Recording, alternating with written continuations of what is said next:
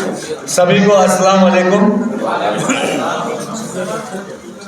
मुझे यहाँ बताया गया है कि यहाँ प्रदेश भर से पासमानदा समाज के एक से एक दिग्गज लोग बैठे हैं और इतने हल्के सलाम के जवाब से योगी जी के तक कान तक आवाज़ नहीं जाएगी।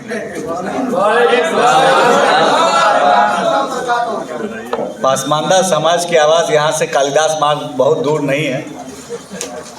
मेरे ही पड़ोस में माननीय मुख्यमंत्री जी के पड़ोस में हम रहते हैं और सलाम का जवाब ऐसा हो कि ये लगना चाहिए कि ऑल इंडिया मोमिन अंसार सभा के मार्फत से आज पूरे उत्तर प्रदेश की पासमानदा समाज की एक सशक्त आवाज़ लखनऊ की इस सरजमीन पे आई है। तो फिर एक बार हम लोग कोशिश करते हैं। अस्सलाम वालेकुम। यही लड़ाई है हम सबकी। अनिल साहब भी बैठे हैं, हमारे अकरम साहब भी बैठे हैं। ये पासमानदा समाज की आवाज़ को बुलंद करना, हम लोग के दिल में जज्बात तो बहुत रहते हैं लेकिन वो जज्बात मजबूती से ज़बान तक आने चाहिए। इसी के लिए हम लोग तमाम जो काम कर रहे हैं, तो मंच पे हमारे साथ जितने भी लोग बैठे हैं, ये इसी फिक्र में, इसी चिंता में, इसी उम्मीद में हम सब काम कर रहे हैं कि पासमानदा समाज की आवाज़ को बुलंद करना।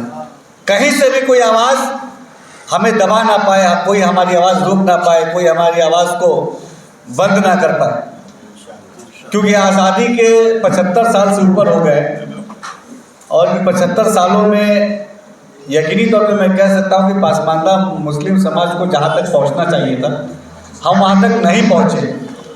ये पासमानदा समाज के हक और हुकूक की लड़ाई है और इसमें जब आपका जोश मिलेगा, जुनून मिलेगा, तब ये लड़ाई पूरी होगी। इसीलिए मैं कहता हूँ कि जब भी आवाज़ बुलंद करने की बात आए, दोनों हाथ उठा के अपने आवाज़ को बुलंद करना।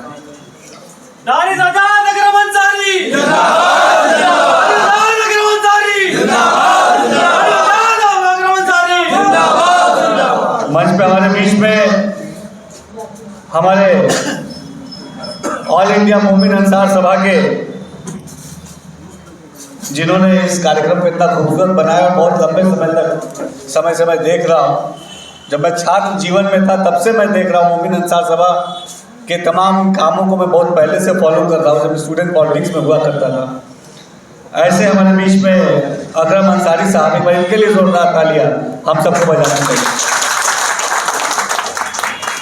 मंच पे एक और शख्सियत बैठी है, जो शख्सियत बहुत अहम, बहुत इम्पोर्टेंट शख्सियत है और जिस तरीके से मैं देख सकता हूँ अकरम अंसारी साहब हो गए, चाहे वो जिस शख्सियत का नाम अनीस अंसारी साहब है, इनके लिए भी एक बार जोरदार तालियां, क्योंकि ये वो शख्सियत हैं, ये वो लोग हैं जिस तरीके से उस समय हम लोग बचपन में देखते थे, आजकल कम देखने को मिलता है, या हो सकता है हमें कम समय मिल पा रहा हो तो मैं ना देख पा रहा हूँ कि जब जाड़े आने से पहले ऊन का गोला घर में आ जाया करता था और किस तरीके से हमारे घर की हमारी अम्मी है, वालिदा है, उसको धीरे धीरे बिनते वो जो धागा था एक दिन स्वेटर का रूप लेके और बच्चों को ठंड से बचाता था। उसी तरीके से पासमानदा समाज की आवाज़ को धीरे बुनते हुए उस आवाज़ को राष्ट्रीय पटल तक ले जाने का काम ये मंच में जितने लोग बैठे हैं वो लोग कर रहे हैं। एक बार तमाम लोगों के लिए जोरदार तालियां। ये बहुत लंबी लड़ाई है, ये बहुत लंबी लड़ाई। मैं बार इस बात पे बहुत जोर देता हूँ कि लंबी लड़ाई है।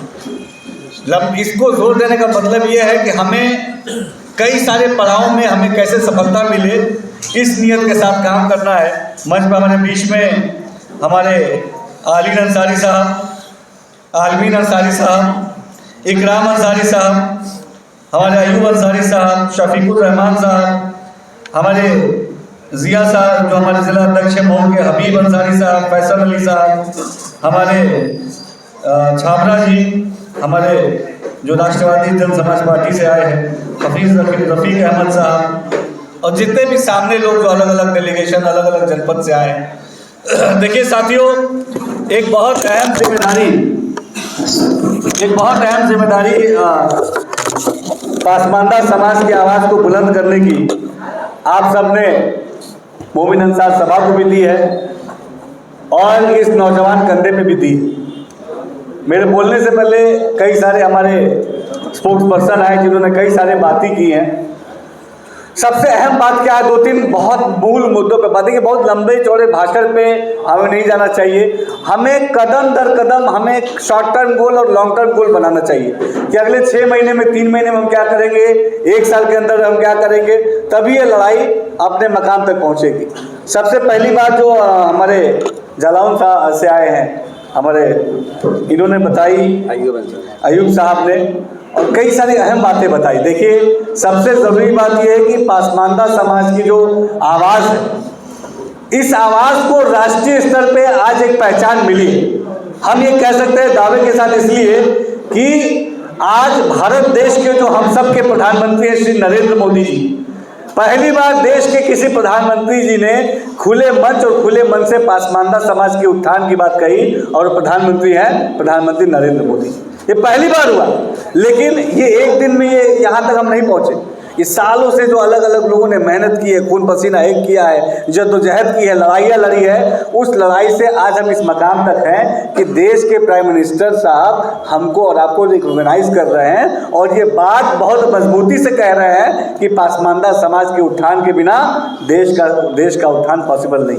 ये देश का प्रधानमंत्री आज जानते हैं, मोदी जी जानते हैं। उत्तर प्रदेश के मुख्यमंत्री योगी आदित्यनाथ जी ने जब 2017 में मुख्यमंत्री बने, 17 से 22 तक जब पहला उनका कार्यकाल था, तभी भी जो लगातार आवाज़ें उठी आपके ही कम्युनिटी, हम सब की जो आवाज़ें उठी अलग अलग जिलों से, अलग अलग जगहों से, अलग अलग कस्बों से, उसी आवाज़ ने मजबूती दिखाई। और 2022 में जब फिर से योगी सरकार बनती है उत्तर प्रदेश में, तब आप ही की आवाज़ की वजह से, आप ही की मेहनत की वजह से उत्तर प्रदेश का जो अल्पसंख्यक कल्याण मंत्रालय है वो एक पासमानदा समाज के हाथ में आता है। ये बहुत बड़ी लड़ाई की चीज़ है।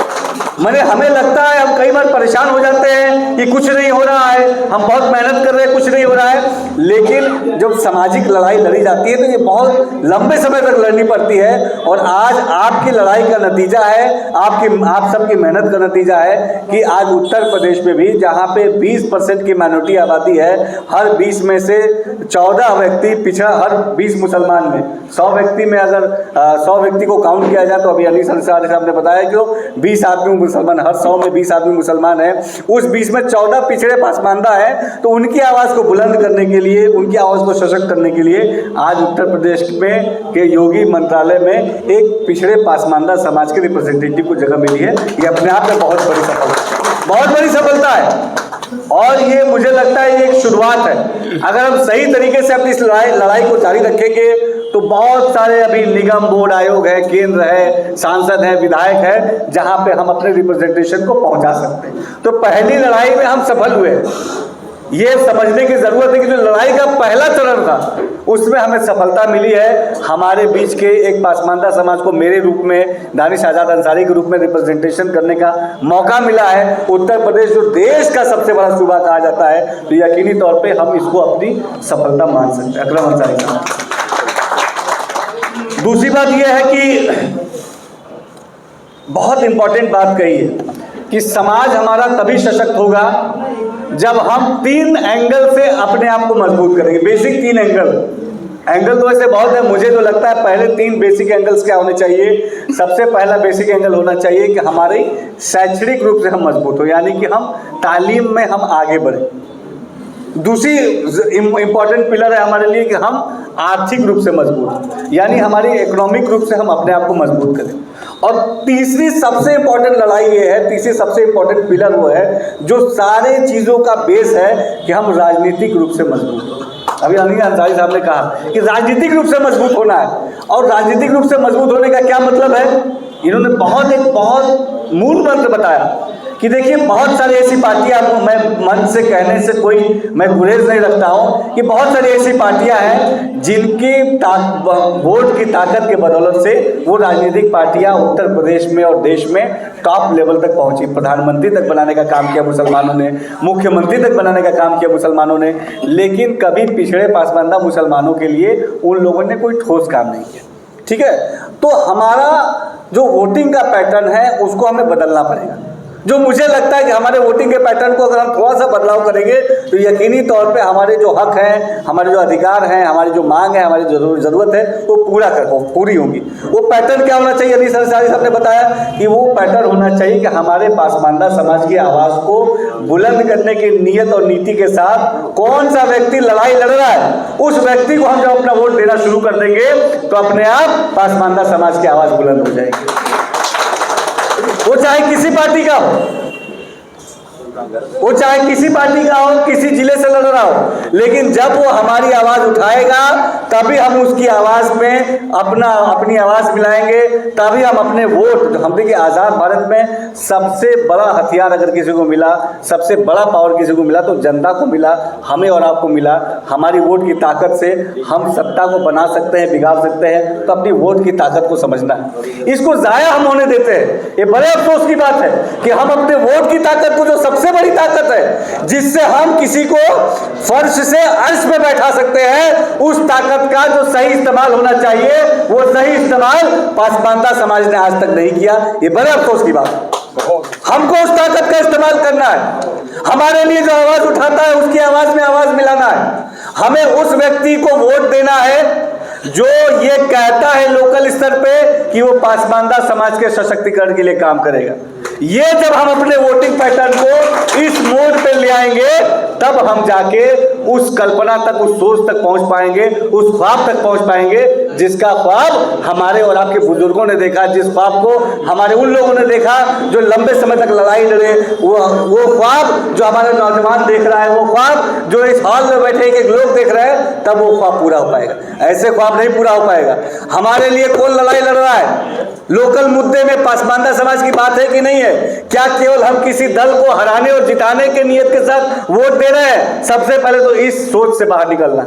हमारे वोट की ताकत हम खुद नहीं समझ रहे।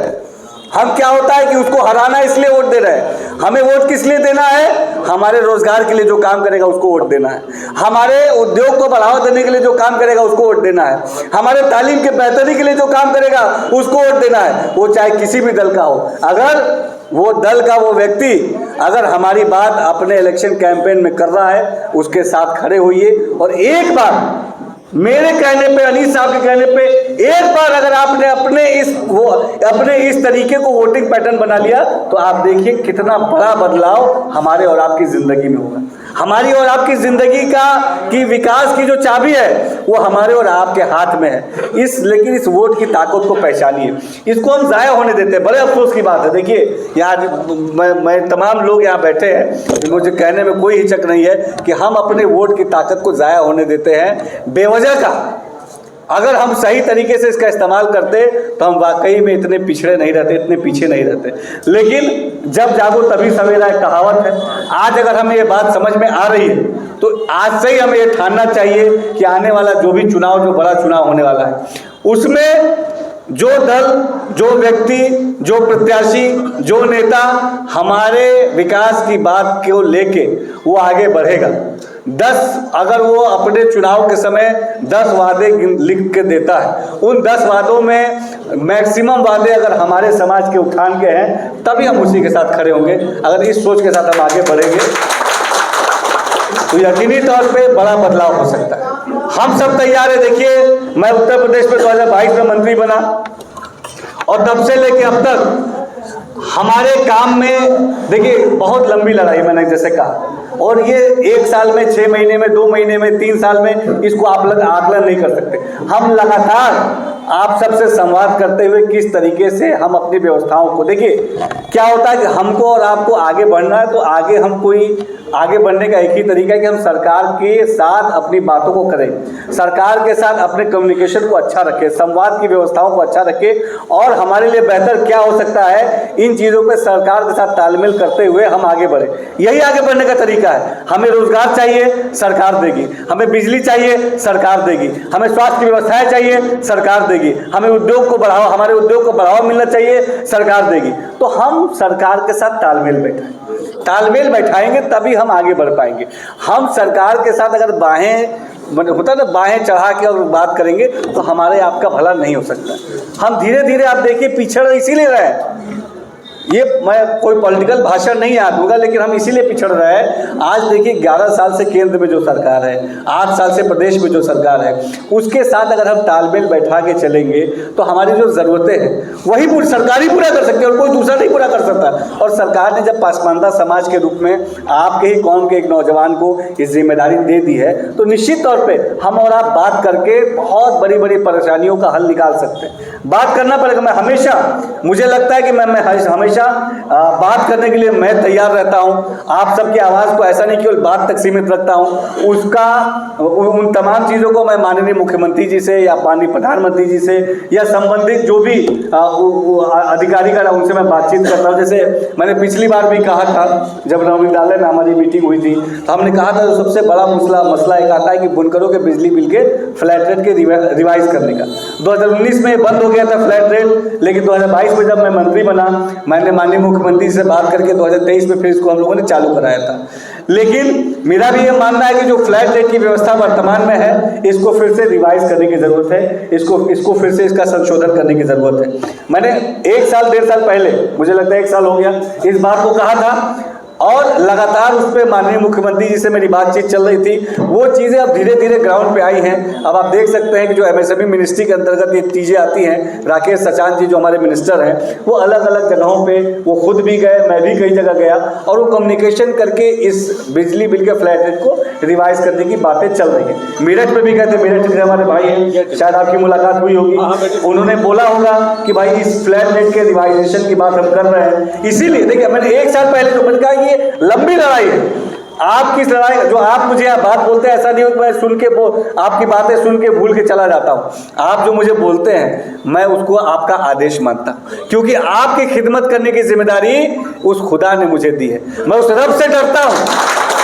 मैं एक दानिश आज़ाद अंसारी एक सच्चा मुसलमान है, और दानिश आज़ाद अंसारी ये जानता है कि ये जो कुर्सी मुझे मिली है वो आपकी ताकत से मिली है, उस खुदा की रहमत से मिली है। वो खुदा मुझसे कुछ काम कराना चाहता है, तभी उसने उस कुर्सी पे मुझे बैठाया है। और मैं ईमानदारी से, जब तक खुदा ने मुझे यहाँ बैठाया है, जब तक आपकी ताकत ने मुझे यहाँ बैठाया है, जब तक यहाँ बैठूंगा, मेरी कलम से ईमानदारी से अपने कौम की तरक्की के लिए काम होगा। कि मैं आज आपको ईमानदारी से बोल के जा रहा हूँ, ईमानदारी से बोल के जा रहा हूँ। लेकिन लड़ाई लंबी होती है। सरकार जो होता है बहुत बड़ी व्यवस्था है, पॉलिसीज़ बनाने में समय लगते हैं, पॉलिसीज़ को चेंज करने में समय लगता है, इसको समझना पड़ेगा।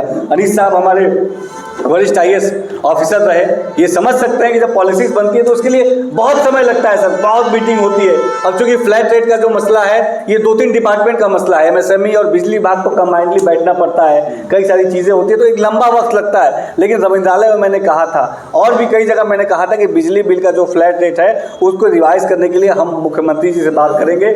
आज उन चीज़ों पर सार्थक रूप से धरातल पर काम हो रहा है। जो अलग अलग मिनिस्ट्रीज़ हैं वो अलग अलग जनपदों में जाके बुनकर समाज के लोगों से बात कर रही है, और इंशाल्लाह अगर आप सब ने मुझे थोड़ी हिम्मत दी, थोड़ी ताकत दी, तो बहुत जल्द बिजली बिल का जो फ्लैट रेट की व्यवस्था है उसको रिवाइज करके आप सबको, जो आप सबकी जो डिमांड है उसको पूरा करने का काम भी आपका साथी दानिश आज़ाद अंसारी है।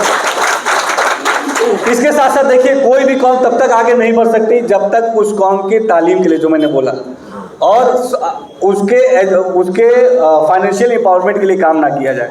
तो मैं आपको ये बताऊं कि आज केंद्र में जो हमारी कई सारी योजनाएं हैं, उन योजनाओं को उत्तर प्रदेश में लाने का काम हम कर रहे हैं, और इंफ्रा के रूप में हम अपने अल्पसंख्यक समाज के लोगों के विकास को सुनिश्चित करने का काम कर रहे हैं। जैसे कि ऐसे कस्बे, ऐसे ज़िले जहाँ पे 25% से ज़्यादा माइनॉरिटीज़ की आबादी है, वहाँ पर इंफ्रा डेवलपमेंट के लिए हम ITI, पॉलीटेक्निक, यूनानी medical college, degree college, women's degree college, intermediate college, ये तमाम कॉलेजेस हम बनाने का काम कर रहे हैं। इसके साथ साथ हम CMC हो गया, PMC, मैं आंकड़ा भी दे सकता हूँ, मैं हवा में बात नहीं कर रहा हूँ, मैं यहाँ पे पूरी जिम्मेदारी और जवाबदेही के साथ बात कर रहा हूँ। उत्तर प्रदेश में बरेली में हमने एक यूनानी मेडिकल कॉलेज बनाया है, जिसकी लागत 135 करोड़ रुपए, 135 करोड़ की लागत से हमने बरेली में यूनानी मेडिकल कॉलेज बनाया है। मऊ में हमारे भाई हैं, मऊ में गाजीपुर तिराहे पे ITI और पॉलिटेक्निक 18 करोड़ से अधिक की लागत का बनकर तैयार हो चुका है। आपने देखा होगा, जब गाजीपुर तिराहे से आप बस अड्डे की तरफ बढ़ेंगे तो बाएं हाथ पे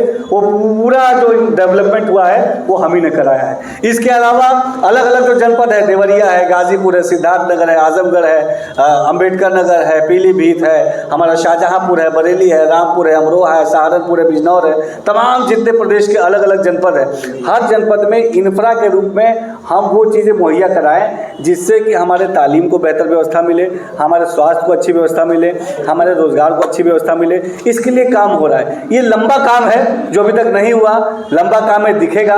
आज हम अगर मेडिकल कॉलेज बनाने की नींव आज रखते हैं तो 5 साल 4 साल उसको लगता है, 3 साल लगता है पूरा होने में।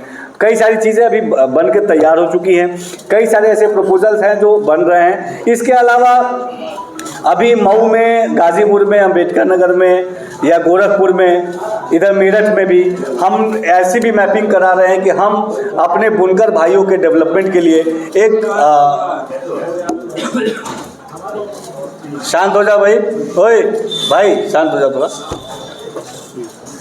अलग अलग प्रदेशों, अलग अलग जो हमारे जनपद हैं, वहाँ उन जनपद में किस तरीके से अपने जो पिछड़े पासमानदा समाज हैं, पासमानदा समाज में जैसे बुनकर समाज है, मंसूरी समाज है, कुरैशी समाज है, सैफी समाज है, ये जिन उद्योग से जुड़े हुए हैं, उन उद्योग को अपलिफ्ट करने के लिए, उन उद्योग को नरिश करने के लिए, उन उद्योग को आगे बढ़ाने के लिए किस तरीके से हम स्किल डेवलपमेंट सेंटर्स बना सकते हैं, जहाँ पे उन उद्योग से जुड़े हुए लोगों को के स्किल्स को हम पहचानें, उनकी मैपिंग करें और उनको स्किल को ट्रेन करते हुए उनको आगे बढ़ाएं, बेहतर मार्केट प्लेस बनाएं। इसके लिए भी हम इंफ्रा डेवलपमेंट का काम आने वाले दिनों में ज़रूर करेंगे। अगर कहीं ऐसा सजेशन अलग से होगा तो मैं मोमिन अंसार साहब से ज़रूर कहूँगा, अकरम अंसारी साहब से ज़रूर कहूँगा कि ऐसे कुछ सजेशन आप हमें भी बताइए कि किन जनपद में क्या बनना चाहिए। ऐसे सजेशन आप बताएंगे। अभी 15-20 दिन अभी है ये समय, अगर आपके तरफ से कोई अच्छा सजेशन आएगा अलग अलग जनपदों में। अनिल साहब भी हमारे साथ बैठे हैं, बहुत आपने लंबे समय तक प्रशासनिक अनुभव है, आप सबके अनुभव, हमारे सचिव भी रहे हमारे डिपार्टमेंट के, आपको भी, हाँ आपको भी बहुत अनुभव है। तो हम सबको मिलके, देखिए ये सबकी लड़ाई और सरकार के सार्थक नीतियों के साथ कैसे हम अपने आप को कोप अप कर सकते हैं, कैसे उसके साथ कदम से कदम मिला के आगे बढ़ सकते हैं, इन तमाम चीज़ों पे काम होगा तो यकीनी तौर पे हम उन तमाम चीज़ों को ज़रूर पूरा कर सकते हैं जिसके बारे में हम और आप चिंतित हैं। और मैं एक चीज़ लेकिन आपको बहुत ईमानदारी से बता रहा हूँ कि आप सबकी जो भी ज़रूरतें हैं सरकार के एंगल से, गवर्नमेंट के एंगल से, उन तमाम चीज़ों को मजबूती से आपकी आवाज़ लखनऊ से लेकर दिल्ली तक आप सबकी आवाज़ को बुलंद करने का काम इंशाअल्लाह दानिश आज़ाद अंसारी जरूर कर रहे हैं। दूसरा, एक उम्मीद पोर्टल को लेकर जो बातें शंका सामने आई, ये मैंने देखा पिछले 2-3 दिनों से जो वेबसाइट है पोर्टल का वो काम नहीं कर रहा था, क्योंकि इस समय क्या होता है, लास्ट डेट नज़दीक आ गई है तो पूरे देश भर से उसमें हिट हो रहा होगा, तो इस वजह से थोड़ा स्लो चल रहा है। मैं दिल्ली से ये भी डायरेक्टली आ रहा हूँ, तो कल मैं जो केंद्रीय हमारे अल्पसंख्यक कल्याण मंत्री हैं किरण जी, उनसे मेरी मुलाकात भी हुई थी और बहुत लंबा डिस्कशन इस पर हुआ था कि उम्मीद पोर्टल के जो लास्ट डेट है 5 तारीख के बाद किस तरीके से इसको बढ़ाया जाए। चूँकि उम्मीद पोर्टल का जो लास्ट डेट है 5 तारीख, ये सदन में पेश हुआ था अध्यादेश, तो इस तरीके से गवर्नमेंट उसका डेट ऐसे टेक्निकली नहीं बढ़ा सकती। इसके लिए हम, हमारा जो वक्फ ट्रिब्यूनल है उसके माध्यम से डेट बढ़ाने के लिए हम प्रोसेस में आगे बढ़ेंगे और उत्तर प्रदेश का हर जो वक्फ की संपत्ति है, उत्तर प्रदेश के हर वक्फ की संपत्ति सही तरीके से दर्ज हो जाए, इसको हम ईमानदारी से ग्राउंड लेवल पर सुनिश्चित करेंगे। मैं वक्फ बोर्ड के ऑफिस भी गया था, कई सारे इंस्ट्रक्शन हमने दिए हैं, कई सारे इंस्ट्रक्शन पूरे नहीं हुए, मुझे अभी जानकारी इसकी हुई, उन तमाम चीज़ों को भी हम पूरा करेंगे। इसके साथ साथ जो हमारी वक्फ की लैंड है, एक चीज़ और मैं श्योर ज़रूर करूँगा कि वक्फ अमेंडमेंट एक्ट आने के बाद हमें वो रास्ता मिला है कि जो वक्फ की लैंड है, जो हमारी वक्फ की लैंड थी, जिस वक्फ की लैंड का इस्तेमाल पिछड़े पासमानदा मुसलमानों के डेवलपमेंट के लिए हो सकता था, जो कि नहीं हुआ। जो सच्चाई को कबूल करना पड़ेगा कि वक्फ की लैंड का जो इस्तेमाल होना चाहिए था मुस्लिम समाज के डेवलपमेंट के लिए, पिछड़े पासमानदा समाज के डेवलपमेंट के लिए, मुस्लिम महिलाओं के डेवलपमेंट के लिए, वो अभी तक उस तरीके से नहीं हुआ। लेकिन मैं लगातार इस चीज़ में हूँ और इंशाल्लाह अगले साल हम आने वाले 6 महीने में, मैंने बताया कि मैंने एक टारगेट बनाया कि अगले 6 महीने में हम उत्तर प्रदेश में ही नहीं, मैंने केंद्रीय मंत्री से भी इस पर बात हुई है, देश के अलग अलग ऐसे जगहों पे हम वक्फ की लैंड पे ऐसे चैरिटेबल स्कूल्स, चैरिटेबल हॉस्पिटल्स और मुस्लिम महिलाओं के लिए स्किल डेवलपमेंट सेंटर्स हम खोलेंगे पिछड़े गरीब इलाकों में जहाँ पिछड़े पासमानदा समाज के लोग रहते हैं, ताकि इसका सीधा फ़ायदा, वक्फ की लैंड का सीधा फ़ायदा हमारे पिछड़े पासमानदा मुसलमानों को मिले। और ये 6 महीने के अंदर आप देखेंगे कि कई जगहों पे, उत्तर प्रदेश में भी और देश में भी कई जगहों पे इसकी न्यूज़ की आधारशिला भी हम रखेंगे और उस प्रोजेक्ट को भी हम 2 साल 3 साल के अंदर प्रोजेक्ट के अकॉर्डिंग उसको पूरा करेंगे। मैं फिर से बहुत शुक्रिया अदा करूँगा मोमिन अंसार सभा का, हमारे अकरम अंसारी साहब का, जितने भी हमारे लोग सम्मानित गेस्ट यहाँ बैठे हैं, कि आप लोगों ने इतने इम्पॉर्टेंट प्रोग्राम में मुझे बुलाया, आप सबसे बात करने का मुझे मौका मिला। आप सबका फिर से बहुत बहुत शुक्रिया। जय हिंद, अस्सलाम वालेकुम।